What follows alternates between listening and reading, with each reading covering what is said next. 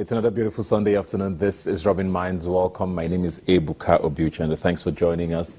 Barka de Salah, happy Eid al-Fitr to all Nigerians, especially, of course, our Muslim brothers and sisters.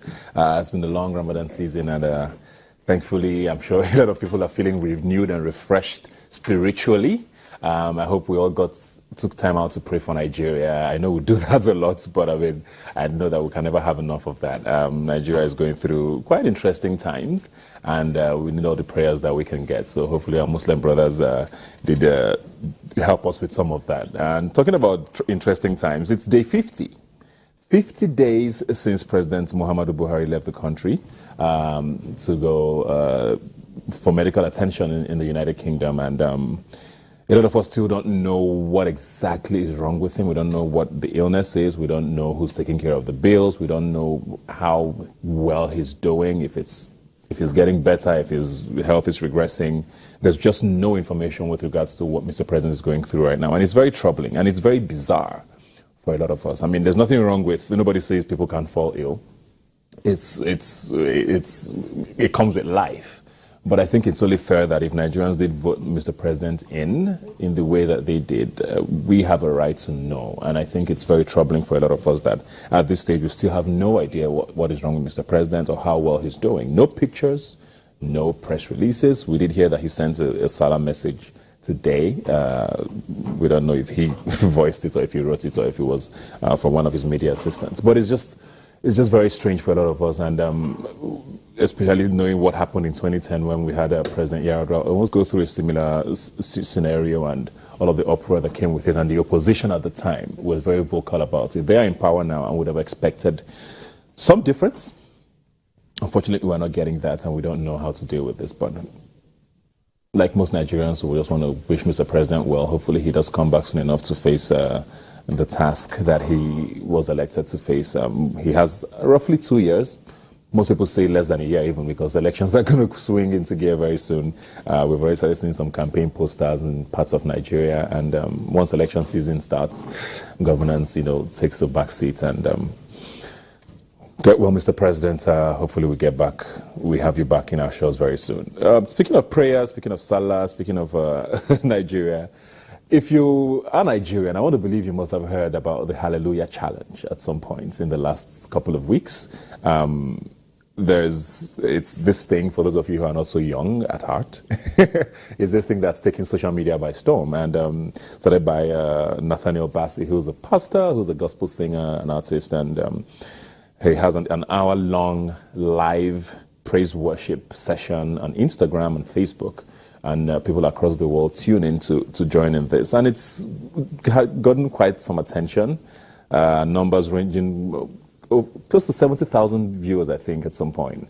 And a lot of people have been wondering if that is the route to go. So there's been a debate as well with it, and he's gotten the attention of massive media houses, from CNN to channels, of course. And we want to talk about that today to see what we can find out, if this is the way to go. Is worshiping God via social media a valid way of worshiping? Is it something we should be debating even? There are people who have said, prayers all we do in Nigeria, how about we actually work? I have here with me Adenike Oyesande and OAP, on air personality with Nigeria Info. Thanks for being here today. Thank you so much for having me. And of course, Kemi Ajumobi from Business Day. Thanks for coming. Hi, Ebuka. How are you doing? Fine. Have you tuned in every day? Not every day. Okay. But interestingly enough, it started last month with there was a tongue challenge where we were speaking in tongues for 1 hour. But after the expiration of that, then the Hallelujah Challenge started on the 1st of this month, which is primarily worship, praise, and I personally joined on the 8th day, but I haven't been consistent with some days because I'm half asleep. But overall, from days I started to join, I think on a scale of 1 to 10, I think about 60% or 6%. Why do you think it has been successful? Because, I mean, it's probably the most viewed live thing on Instagram these days, anywhere in the world. I mean, the numbers are crazy. I think it was 2 or 3 nights ago, I said, okay, I was going to try and be the first to tune in. And when I went, I kept refreshing, and I went in, and literally the moment you just 10 seconds later, like there were like 11,000 people. So already. It's crazy. Yesterday or 2 days ago, he didn't tune in on time. There were about He was about 8 minutes messages, late. yes. And the messages, people were like going crazy. I'm like, what is this thing? Why has it been so popular? I think it's been popular because the person behind the vision is not seeing it as his program. Like I sent a message to him sometime ago, and I said to him, Brother Nathaniel, when you sang the song, Take Your Stage, Lord, Have Your Way, I'm just a vessel, nothing more. You were telling God that you were ready, and you didn't even know you were even doing that. His album is called Revival Flames, and what's happening now is a revival. People who know Nathaniel Bassey well knows that he's not someone who will sit down and say, okay, I'm going to be popular now, so let me look for the song that will hit. He was just, as he was led. So he started the tongue challenge, and for me, that was an amazing one for me. I just came back into the country because I wasn't feeling fine. I went for treatment, and God did a miracle in my life. He gave me the opportunity to be alive again. So I was like, God, how can I thank you? I mean, what do I need to do? I need to know you more. I need to let people understand what you have done for me. And then the tongue challenge started, and I started with them on the first day, and I went through to the 30th day, and I was like, thank God I was part of this. It was refreshing for me. And then it was like, is that all? 30 days already over? I mean, can we have something else, please? And the Hallelujah Challenge started.